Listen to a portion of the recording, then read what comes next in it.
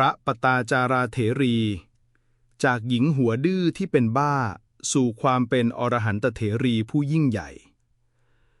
สวัสดีท่านผู้ฟังทุกท่าน วันนี้ผมจะขอนำเรื่องราวธรรมะที่เป็นประวัติของหนึ่งในพระอรหันตเถรีผู้ยิ่งใหญ่ในพระพุทธศาสนา คือพระปตาจาราเถรี ผู้ซึ่งผ่านความทุกข์ทรมานอย่างใหญ่หลวงในชีวิต จากหญิงสาวผู้เพียบพร้อมสมบูรณ์ด้วยทรัพย์สินเงินทอง ต้องพลัดพรากจากสามีและลูกถึง2 คน จนกระทั่งเสียสติ แต่ด้วยบุญบารมีเก่าและคำสอนของพระสัมมาสัมพุทธเจ้า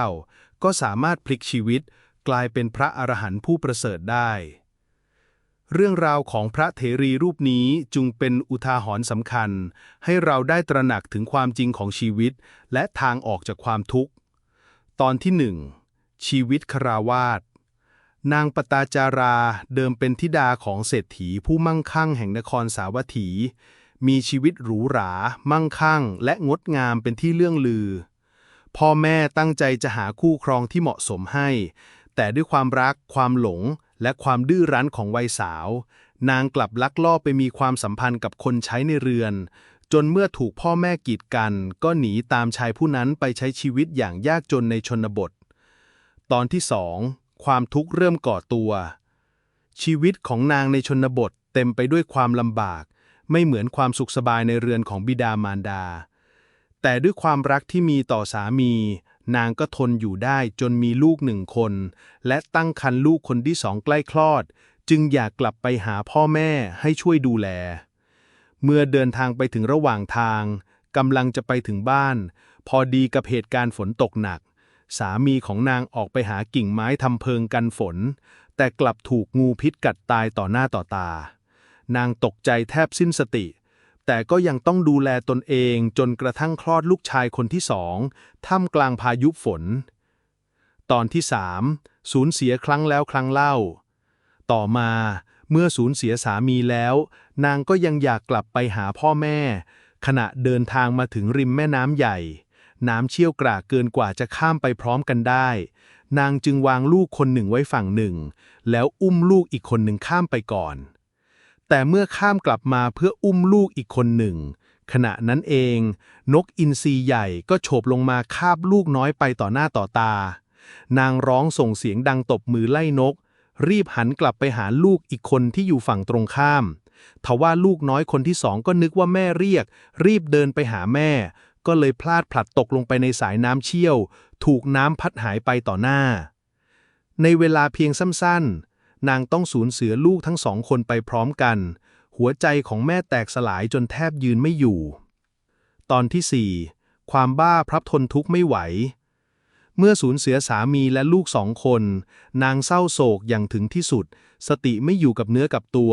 กลายเป็นคนวิกลจริต เดินระหกระเหินร้องไห้คร่ำครวญไปทั่วเมือง แต่ความทุกข์ของนางยังไม่หมดเพียงเท่านั้น ขณะที่เดินไปถึงนครสาวัตถี ก็ได้ยินข่าวว่าบ้านของบิดามารดาเกิดเพลิงไหม้ เผาผลาญครอบครัวพ่อแม่และพี่ชายเสียชีวิตทั้งหมด นางจึงกลายเป็นหญิงที่สูญเสียทุกสิ่งในชีวิตภายในเวลาอันสั้น ตอนที่ 5 พบพระพุทธเจ้า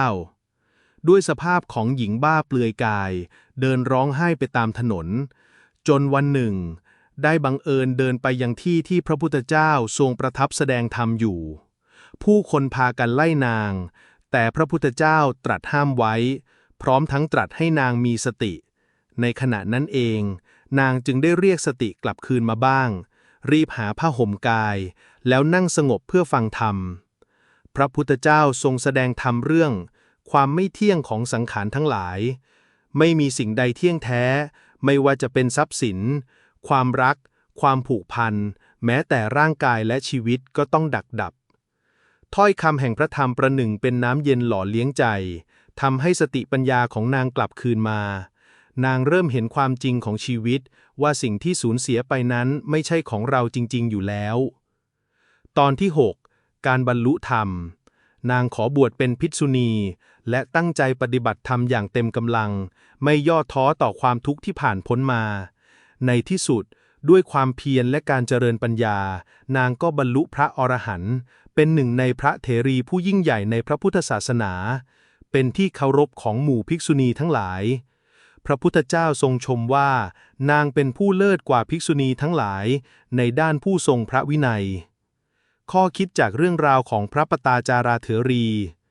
ความไม่เที่ยงของชีวิตทุกสิ่งล้วนอนิจจังไม่ว่าจะเป็นทรัพย์สินความสัมพันธ์หรือชีวิตของคนที่เรารักทุกอย่างต้องแปรผันและดับไปความทุกข์เป็นครูความทุกข์ใหญ่หลวงอาจเป็นประตูสู่ปัญญาหากเราได้พบทางธรรมและนำสติกลับคืนมาสติคือกุญแจสำคัญการมีสติช่วยให้เราเห็นความจริงไม่จมอยู่กับความทุกข์เกินไปทางรอดคือการปฏิบัติธรรมแม้จะสูญเสียทุกสิ่งแต่หากมีธรรมะในใจก็สามารถพลิกความพังทลายให้เป็นหนทางสู่การหลุดพ้นได้สรุปว่าเรื่องราวของพระปตาจาราเถรีเป็นตัวอย่างที่ชัดเจนว่าชีวิตมนุษย์เต็มไปด้วยความไม่แน่นอนการสูญเสียเกิดขึ้นได้ทุกเมื่อหากเราเผลอไผล